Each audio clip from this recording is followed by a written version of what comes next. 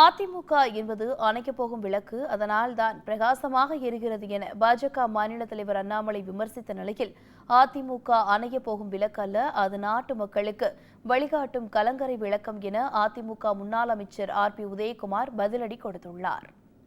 ஜெயக்குமார் வந்து கடுமையான விமர்சனம் வைப்பது, ஏன்னா அவங்களுக்கு தெரியும் ஜூன் 4க்கு பிறகு அந்த கட்சி எங்க இருக்குன்னு நீங்க பார்க்கத்தானே போறீங்க. ஜூன் 4க்கு பிறகு எத்தனை இடத்துல ஜெயிக்க போறாங்க, பாரதிய ஜனதா கட்சி எத்தனை இடத்துல ஜெயிக்க போதும். அதனால எப்பவுமே சொல்லுவாங்க, இந்த விளக்கு அணையும் பொழுது பிரகாசமாக எரியும் என்று சொல்வார். அதனாலதான் விமர்சனங்கள் ஏன் கடுமையா இருக்குன்னா, அந்த விளக்கு அணைய போகுதுன்னு அர்த்தம். ஜூன் 4ஆம் தேதிக்கு பிறகு நீங்கள் இங்க இருக்க போறீங்க, நான் இங்க இருக்க போறேன். ரிசல்ட் நீங்களும் பார்க்க போறீங்க, நானும் பார்க்க போறேன். அன்னைக்கு பார்ப்போம் எந்த கட்சி தமிழகத்துல மக்களுடைய மனதை பிடித்திருக்கிறது, எந்த கட்சியினுடைய வளர்ச்சி மிக அதிகமா இருக்கு நீங்க பாப்பீங்க. அதன் பிறகு எல்லாத்துக்கும் தெரியுங்க. 4ஆம் தேதிக்கு பிறகு அல்ல, இன்னும் எத்தனை நூற்றாண்டுகள் ஆனாலும் அனைத்து இந்திய அண்ணா திராவிட முன்னேற்ற கழகம் மக்கள் இயக்கமாக இந்திய திருநாட்டிலே அன்னை தமிழகத்திலே வெற்றி கொடி நாட்டும் என்பதை அண்ணாமலை அவர்களுக்கு தெரிவித்துக் கொண்டு, அணையப் போகிற விளக்கு பிரகாசமாகத்தான் எரியும் என்று சொல்லியிருக்கிறார்கள். அனைத்து இந்திய அண்ணா திராவிட முன்னேற்ற கழகத்தை பொறுத்தளவுக்கு அண்ணாமலை அவர்களுக்கு எச்சரிக்கையாகவே சொல்லுகிறேன்.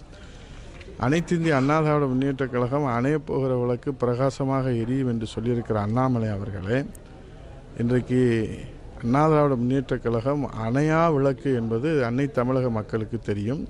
தாய் தமிழ்நாட்டு மக்களுக்கு வழிகாட்டுகிற கலங்கரை விளக்கு என்பதும், இந்த தாய் தமிழ்நாட்டிற்காக அண்ணாமலை அவர்கள் ஆற்றிய சேவைகள் என்ன, இந்த தாய் தமிழ்நாட்டிற்காக அண்ணாமலை அவர்கள் தாய் தமிழ்நாட்டு மக்களுக்காக ஆற்றிய சேவைகள் என்ன, மக்கள் தொண்டு என்ன, அவர்கள் இந்த தாய் தமிழ்நாட்டு மக்களின் உரிமைகளை அவர்கள் பெற்றுக் கொடுத்தது என்ன, மொழி உரிமையை பெற்றுக் கொடுத்தாரா, இன உரிமையை பெற்றுக் கொடுத்தாரா, ஜீவாதார உரிமையை பெற்றுக் கொடுத்தாரா.